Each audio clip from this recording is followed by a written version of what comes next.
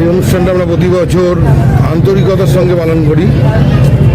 এবছরও করছি। আমরা প্রতিবার 3 দিন 4 দিন অনুষ্ঠান করি। এবার এসআইআর এর কারণে আমাদের অনেক ব্যস্ততার জন্য আর তার সঙ্গে স্কুলে পরীক্ষাও চলছে, এই জন্য আমরা অনুষ্ঠানটাকে 2 দিনের মধ্যে নামিয়ে নিয়ে এসেছি। 2 দিনের মধ্যে রাখলেও আমরা যথাযথ মর্যাদা দিয়েই ক্ষুদিরাম বসুর জন্মদিনটাকে পালন করার চেষ্টা করছি। 26 নিয়ে কিছু বলবো, কিন্তু বাংলার মনীষীদের স্বাধীনতা সংগ্রামে যদি কেউ রক্ত দিয়ে থাকে, তো সব থেকে বেশি রক্ত দিয়েছে বাঙালিরা, তারপর পাঞ্জাবিরা। আজকে গুজরাটিদের থেকে আমরা শিখবো না যে দেশভক্তি কাকে বলে।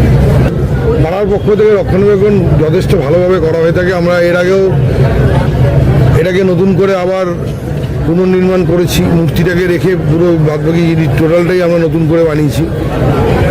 এইটা আমরা ক্ষুদিরামকে মাথায় রেখেই আমরা অন্তত এই পাড়ায় আমরা কাজটা করে থাকি। আর রক্ষণাবেক্ষণ নিয়ে কোনো বলার কোনো জায়গা নেই, এটা আমরা সারা বছরই ঠিকঠাক রক্ষণাবেক্ষণ করে। কী কী আছে এবং কদিন চলবে? অনুষ্ঠান 2 দিন চলবে। আজকে ট্র্যাডিশনালি যেরকম মাল্যদান, স্মারক বক্তৃতা আছে, তারপর আতশবাজি প্রদর্শনী আছে, আগামীকাল সাংস্কৃতিক অনুষ্ঠান আছে, প্রতিযোগিতা সব শিল্পীদের নিয়ে অনুষ্ঠান হবে।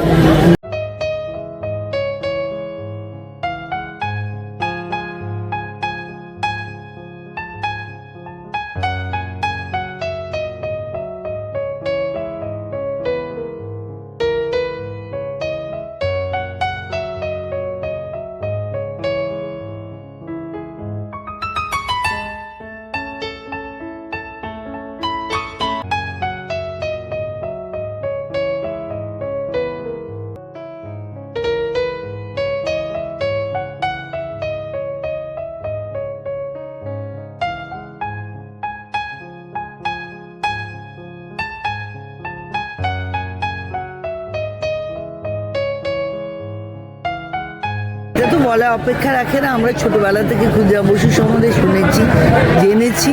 সেটা 137 বছর জন্মদিন উদযাপন, এটা একটা মানুষের মনে একটা অন্য জায়গা, এটা একটা আবেগ। কারণ ওরম বয়সের একজন ছেলে, সে দেশের জন্য নিজ জীবনটা কি করে দিল, এর থেকে বড় পাওনা আমার বাঙালিদের কিছু নেই।